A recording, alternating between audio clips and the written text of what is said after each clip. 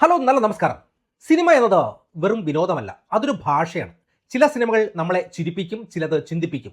എന്നാൽ ജോർമോ ടാക്കോണിൻ്റെ അവർ your dead body എന്ന് പറയുന്ന ഈ രണ്ട് അതിർവരമ്പുകളെയും ഭേദിച്ച് കടന്നു പോകുന്നു. ഒരു ഫിലിം അനാലിസിസ്റ്റ് എന്നുള്ള നിലയിൽ ഈ സിനിമയെ ഞാൻ നോക്കിക്കാണുന്നത് വെറുമൊരു ആക്ഷൻ കോമഡി ആയിട്ടല്ല, മറിച്ച് സാങ്കേതികപരമായി വളരെ മികച്ച ക്രാഫ്റ്റ് ചെയ്ത ഒരു ചേസ് സിംഫണി ആയിട്ടാണ് ഞാൻ കണ്ടത്.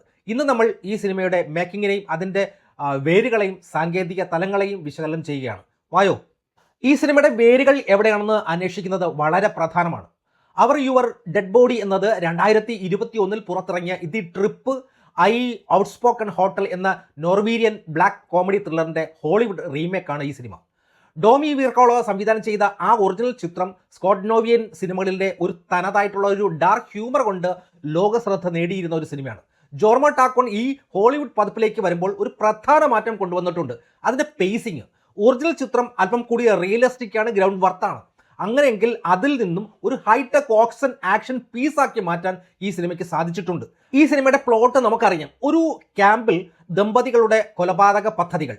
പക്ഷേ ഇതിൻ്റെ സ്ക്രിപ്റ്റിങ്ങിൽ എടുത്തു പറയേണ്ടത് ഇവർ നടത്തുന്ന ഓരോ പ്ലാനും പ്രേക്ഷകന് മുൻകൂട്ടി കാണിച്ചു കൊടുക്കുന്നു എന്നുള്ളതാണ്. മുന്നിൽ ഡാനും ലിസയും തർക്കിക്കുമ്പോൾ പശ്ചാത്തലത്തിൽ അവരറിയാതെ തന്നെ മറ്റെന്തൊക്കെയോ സംഭവിക്കുന്നുണ്ട്. ഈ മൾട്ടിപ്ലെയർ ലെയറിംഗ് ആണ് ഈ സിനിമയിലെ സാധാരണ ത്രില്ലറിൽ നിന്നും വളരെയധികം വ്യത്യസ്തമാക്കുന്നത് തന്നെ. സാങ്കേതികമായി നോക്കിയാൽ ഈ സിനിമയിൽ രണ്ട് ലോകങ്ങളാണ്. ആദ്യ പകുതിയിൽ സംവിധാനം ഉപയോഗിക്കുന്നത് ഒരു ക്ലോസ്ഫോപ്പിക് സ്റ്റാറ്റിക്സ് ഷോട്ടുകളാണ്. എന്നാൽ രണ്ടാം പകുതിയിൽ പുറത്തുനിന്നുള്ളവർ എത്തുന്നതോടുകൂടി ക്യാമറ ഒരു കൈനറ്റിക് ഹെഡ് മോഡിലേക്ക് മാറുകയാണ്. ഇത് പ്രേക്ഷകന്റെ ശ്വാസഗതിയെ പോലും സിനിമയ്ക്കൊപ്പം മാറ്റുന്ന ഒരു സബ് കോൺഷ്യസ് ഇമ്പാക്റ്റ് ആണ്. പിന്നെ ആ വീപ് സൂം ടെക്നിക്ക്, ഓരോ വൻ സീനിനും ക്യാമറ വളരെ വേഗത്തിൽ തിരിയുന്നതും ഈ സിനിമയിലെ ഒരു കോമിക് ബുക്ക് അനുഭവമാക്കി മാറ്റുന്നുണ്ട്. ഇതിൻ്റെ പെർഫോമൻസ് നോക്കുമ്പോൾ ജോൺസൺ സീഗാലിൻ്റെയും സമര വീവിങ്ങിൻ്റെയും അഭിനയം ഒരു മാസ്റ്റർ ക്ലാസ് ആണ്. ജോസൺ ഒരു സാധാരണക്കാരൻ്റെ ഭയം കൃത്യമായി കൈകാര്യം ചെയ്യുന്നു.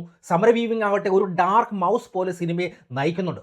ജോർമോ ടാക്കോൺ ഇവിടെ ചെയ്യുന്നത് അക്രമത്തെ തമാശയാക്കി മാറ്റുന്ന ആ ഒരു റിസ്ക് ആണ്.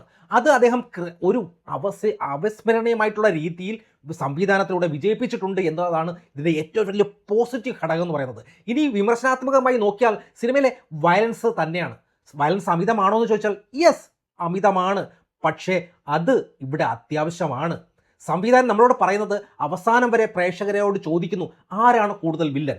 ഈ സംശയം നിലനിർത്താൻ സിനിമയ്ക്ക് സാധിക്കുന്നു എന്നത് തന്നെയാണ് ഇതിൻ്റെ ഏറ്റവും വലിയ വിജയം എന്ന് പറയുന്നത്.